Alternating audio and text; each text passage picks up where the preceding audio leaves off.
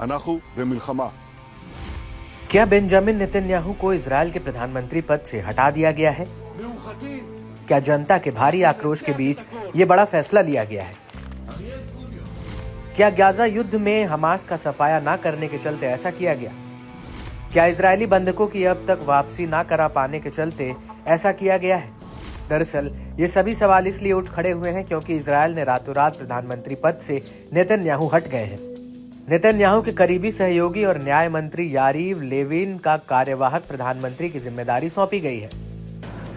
जी हां, middle east की जंग में फंसे इजरायल से एक बहुत बड़ी खबर सामने आई है।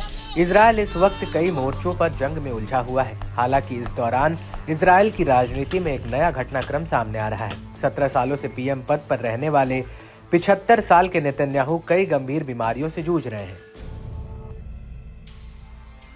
इस बीच बीते रविवार उनकी प्रोस्टेट सर्जरी हुई। डॉक्टर्स ने उनके शरीर से प्रोस्टेट को अलग कर दिया है।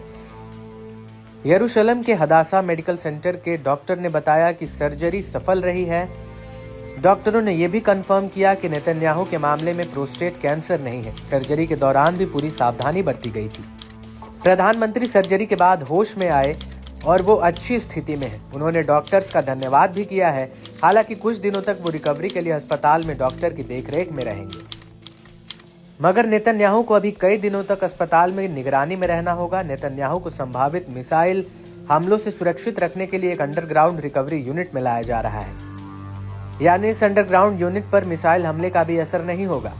बता दें कि इससे पहले भी नेतन्याहू की कई सर्जरी हो चुकी है। पिछले साल नेतन्याहू को डिहाइड्रेशन की वजह से अस्पताल में भर्ती कराया गया था। पिछले साल ही नेतन्याहू को दिल से जुड़ी बीमारी के बारे में पता चला था। इसके बाद उन्हें पेस मेकर लगाया गया था। इस साल उनकी हार्निया की सर्जरी भी हुई है। बहरहाल नेतन्याहू की सर्जरी ऐसे समय में हुई है जब उनके खिलाफ भ्रष्टाचार के केस में सुनवाई चल रही है। नेतन्याहू ने इसी महीने एक केस की सुनवाई में बताया था कि हाल के वर्षों में उनके 18 घंटे से अधिक समय तक काम करने की वजह से स्वास्थ्य संबंधी परेशानियां आई हैं। बता दें कि इजरायल के इतिहास में यह पहला मौका है जब किसी प्रधानमंत्री ने आपराधिक मुकदमे में गवाही दी है। दूसरी तरफ उन्हें गाजा युद्ध और हूती विद्रोहियों की चुनौती का सामना करना पड़ रहा है। हालांकि लेबनान के हिजबुल्लाह समूह से सीज फायर डील के चलते उत्तरी इजरायल में फिलहाल शांति बनी हुई है।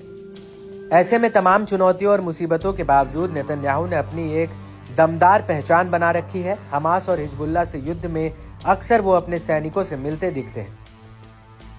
वे अपने सैनिकों की हौसला अफजाई में भी हमेशा आगे दिखते हैं। उनको अक्सर सेना की वर्दी में मिलिट्री साइट पर जवानों का जोश बढ़ाते हुए देखा जा सकता है।